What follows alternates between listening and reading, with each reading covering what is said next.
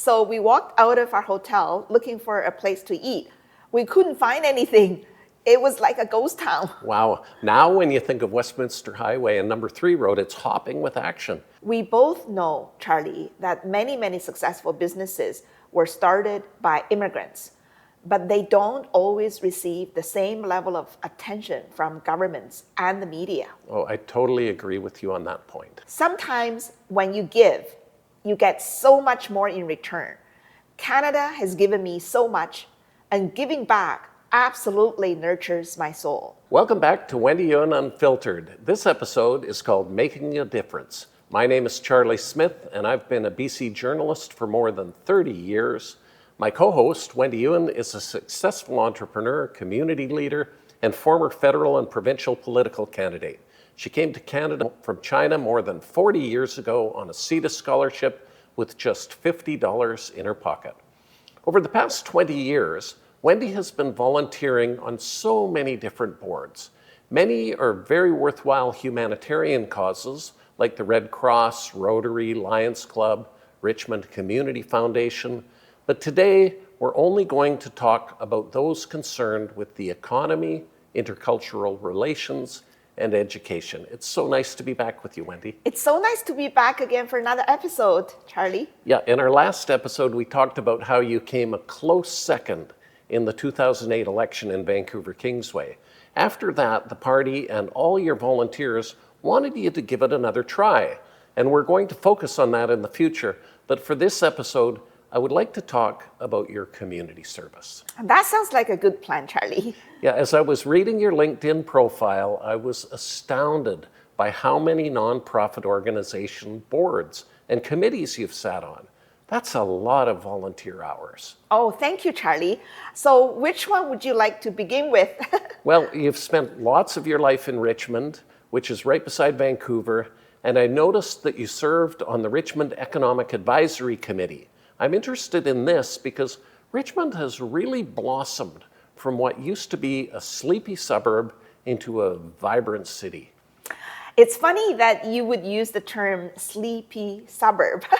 I remember back in 1988, when my husband Ken and I were still living in Montreal, we took a brief vacation to Vancouver, and we stayed at the Best Western Hotel on Westminster Highway in Richmond.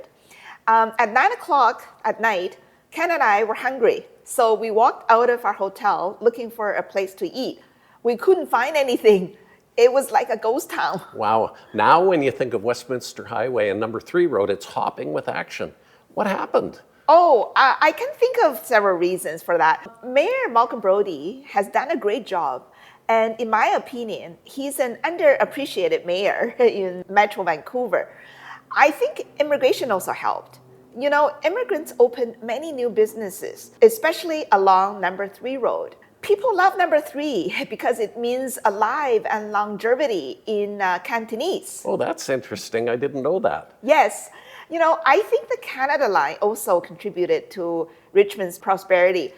So did our successful airport. Plus, we have a good industrial land base, lots of agriculture, and growing tourism.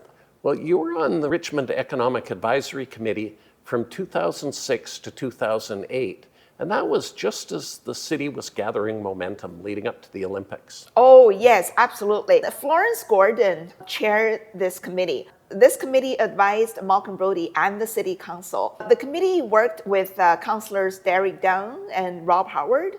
As the council liaisons, Derek and Rob attended our meetings and reported back to Malcolm Brody and the council.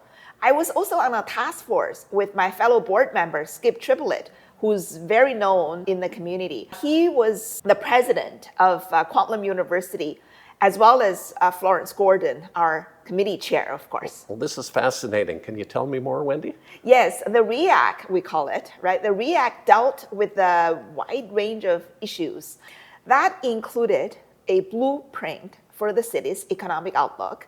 We also examined how to attract new investment and how to work with Richmond businesses to advance their interests. Our committee addressed land use, like creating sustainable spaces for technology companies and so on. Well, that's pretty meaningful work for the community, Wendy. Yes, indeed. I've always been impressed by how Richmond has preserved green space while still creating lots of jobs. There are also many hotels now. But this wasn't your only economic development work in Richmond. You were also involved with the Richmond Chamber of Commerce, as I could see from your LinkedIn profile. Yes, you really did your homework, Charlie. I was a member of the Greater China Exchange Committee, and it was a subcommittee of the Richmond Chamber of Commerce. The subcommittee was there to ensure representation for Asian businesses with an interest in China. The Richmond Chamber wanted to recruit more of them. These companies were pretty active in Richmond, and their voices needed to be heard. So the Chamber made use of my expertise and experience of doing business in Asia, as well as my language skills in both Mandarin and Cantonese. Well, that's very interesting. You were also on the Richmond Intercultural Advisory Committee, and that advised Richmond City Council on making people from different cultures feel welcome. Plus, you were on the board of the Ethno-Business Council of BC. Wendy, I don't know how you did all this stuff. Yes, it's a lot of work, Charlie. But I really enjoyed it. The Richmond Intercultural Advisory Committee worked with City Councillor Andy Hobbs. Andy did a great job, and many of our committee members were pretty happy with him. Meanwhile, I attended lots of events in the community to promote our committee work, and the feedback was very positive. And what can you tell me about your work with the Ethno-Business Council of BC? I'm interested in this organization. Yes, for the Ethno-Business Council of BC, I really enjoyed working with many of the board members. Many are very established business executives. The organization was established by John Halani, who has passed away. John was a refugee from Uganda, and he owned the Tropicana Hotel on Robson Street. We both know, Charlie, that many successful businesses were started by immigrants, but they don't always receive the same level of attention from governments and the media. Oh, I totally agree with you on that point. So the Ethno-Business Council of BC started an initiative to organize and give out the new Canadian Entrepreneur Award each year. This initiative and award has had a huge impact in the community. John was also one of my political donors. He really cared for immigrants, and I'm very proud to call him a friend. That's pretty amazing, Wendy. Nice story about him. Yes, indeed. John also worked closely with Nick Narani, who founded Canadian Immigrant magazine. Nick was also the president of Vancouver Multicultural Society. I participated in the magazine's national online competition. I was honored to be voted in as one of the top 25 immigrants in the country in 2009. And that was the inaugural year for this esteemed award. Well, you were in great company. I remember Canadian Senator Baltej Dillon, 2 governors general, a premier, Ujjal Dosanjh, were also on that list. But the Ethno-Business Council wasn't the only multicultural organization that you volunteered with. You were also a longtime board member of the Vancouver Multicultural Society, which you just mentioned in connection with Nick Narani. Why did you get involved with this organization, Wendy? Oh, that's a good question, Charlie. I would say there were at least 2 reasons. First of all, like John Harlani, I knew what it was like to start from scratch. I didn't have a lot of contacts at first, nor did we have much money. I hoped that my experience could help others. And secondly, I really admired my board members such as John Ho and Violet Chen. Both were originally from Singapore. John Ho was the vice president of the society. He was a very successful entrepreneur. He owned a pharmacy in Surrey. Though very low-key, John graduated from McGill University's biomedical department and has done a lot of great volunteer work for our community. He was also my nominator for the Canadian Top 25 Immigrant Award. Very impressive, Wendy. You seem to be often in great company with great people, great qualities, great values. What can you tell me about Violet Chan? Oh, thank you, Charlie. Violet is such a nice lady. She also just had her 80th birthday. Happy belated birthday, Violet. Violet has also helped me so much over the years, whether it's volunteering for my political campaign or donating her time and money for my charity work. Violet also headed the Malaysia, Singapore, and Brunei Cultural Association of Vancouver. It's interesting because Chinese people from Singapore and Malaysia often go under the radar screen in Vancouver. Yes, we wanted to give a voice to immigrant communities and ensure that their priorities were acknowledged and respected. And did you know that VMS is actually the oldest multicultural society in BC? Our board meetings were in this heritage building in Vancouver. We rented that building from the city for only $1 each month. $1 a month, that's a fantastic deal. Yes. Of course, that wasn't your only multicultural affiliation. You were also on the board of the Success Foundation, and that's the fundraising arm for one of Canada's largest social services agencies. Yes, most people in Vancouver know about Success. I do appreciate how Success delivers English language instructions to immigrants. And did you know that all of our board meetings were conducted in English, which I appreciated a lot. I didn't know that, but what drew you to the Success Foundation board? You know, I love the work that Success does. I also know that Success needs money to help immigrants. I was happy to help them with fundraising. Education is so dear and near to my heart. It's very important to me. Ever since the 1970s, Success has focused on language training. I was the only board member whose mother tongue is Mandarin. Oh, in the early to mid 2000s, when you were on the board, there was a sharp rise in immigration from China. And we started to hearing a lot more Mandarin on the streets of Vancouver and Richmond and other communities. Yes, that is also when Success hired Tong Chen as CEO in 2006. Many people know that Tong is a former Vancouver City Councillor and former banker from TD. He was a vice president. Plus, he speaks good Mandarin, even though his first language is Cantonese. And he also studied sociology in university. So I think he was a perfect match. Yeah, I agree. Well, Wendy, you've still retained a connection to the organization. You're a regular at Success's annual Walk with the Dragon fundraiser and the Bridge to Success Gala in March every year. Yes. You know, I think I've gone now to both of these events each and every year for the past 20 years. Maybe I missed one or two due to illness. I actually still have a couple of plaques from Success. One was awarded to me when I co-chaired the fundraising raffle in 2006 with Sifu Ricky Wu, who's very known to many in Richmond. Then in 2007, again, I received a plaque in appreciation of my support and community spirit. I really cherish these recognitions. Well, from Success, I've always thought of that as the creme de la creme of nonprofit organizations. Provides education, as you mentioned, affordable housing, settlement services for immigrants. I believe it also supports seniors and youths. But getting back to education, I noticed something else on your LinkedIn profile. You were on the Parent Advisory Council at Prince of Wales Secondary School. Yes, I was. You know, I wanted to be involved as a parent because my son, Sunny, was a student there. But I never imagined it would be so much work. And why is that? The PAC represents parents to the school administration, as we all know, and it helps raise money for school equipment and activities. Members of the PAC spoke English, but many parents spoke Cantonese or Mandarin at home with their kids. So the PAC asked me to translate for them.